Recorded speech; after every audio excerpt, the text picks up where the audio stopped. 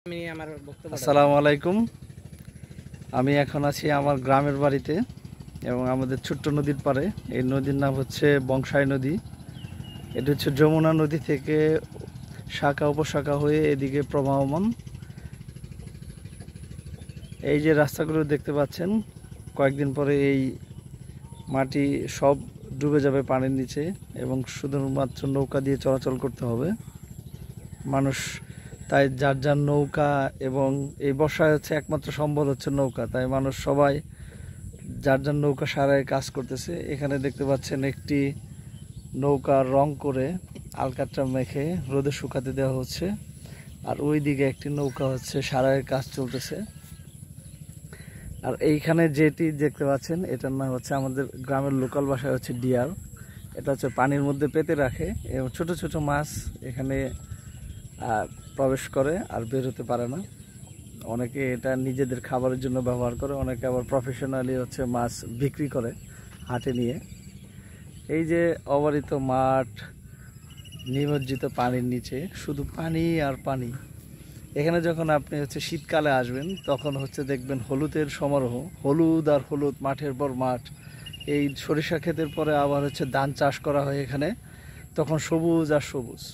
আসলে ভিন্ন সময় ভিন্ন ভিন্ন রূপ দেখতে পাওয়া যায় এই গ্রামীণ জীবনেই। যারা কখনো গ্রামে যাননি বা গ্রামে জন্মাননি, গ্রামে বেড়ে ওঠেননি, তারা কখনো এই রূপটা আসলে উপলব্ধি করতে পারবেন না। যারা আমার মতন হচ্ছে গ্রামে শৈশব কৈশোর কাটিয়েছেন, তারা একমাত্র এই রূপের সমারোহটাকে উপলব্ধি করতে পারবেন। অনেক সুন্দর আসলে। এখানে যখন আসি আমরা শহর থেকে, তখন এক নিমেষে আমাদের ক্লান্তি দূর হয়ে যায়। সেই যানজটের ঢাকা শহর থেকে আমরা যখন এই প্রাকৃতিক নিরিবিলি জায়গায় চলে আসি, তখন এক মুহূর্তে, এক নিমেষে আমাদের ক্লান্তি দূর হয়ে যায়। এই যে নদীর পাড়, ছোট্ট নদীর পাড়, এখানে হচ্ছে বৈশাখ মাসে সেই রবি ঠাকুরের কবিতার মতন আমাদের সেই ছোট নদী চলে বাঁকে বাঁকে, বৈশাখ মাসে তার হাঁটু জল থাকে। সত্যি সেই ছোট নদী আমাদের এটি হচ্ছে বৈশাখ মাসে একদম হাঁটু নদীতে, হাঁটু পানিতে নেমে যায়। এবং আগে বিশাল একটি চর পড়তো, সেই চরে আমরা বিকেলবেলা দাঁড়িয়াবান্ধা ফুটবল কিংবা ক্রিকেট বন্ধুদের সাথে অনেক মজা করতাম।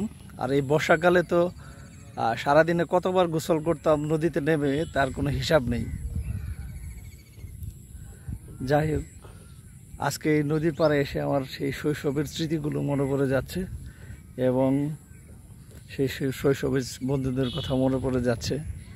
আসলে সেই ছোটোবেলার বন্ধুরা আজ একসাথে কেউ নেই, এক একজন এক এক জায়গায় বিশ্বের বিভিন্ন প্রান্তে আছে বা বিভিন্ন জায়গায় থাকে। আমরা দেখা গেল হচ্ছে শুধুমাত্র ঈদ, বছরে 2 ঈদে আসলে কারো কারোর সাথে দেখা হয়, কারো কারোর সাথে দেখা হয় না, এরকম।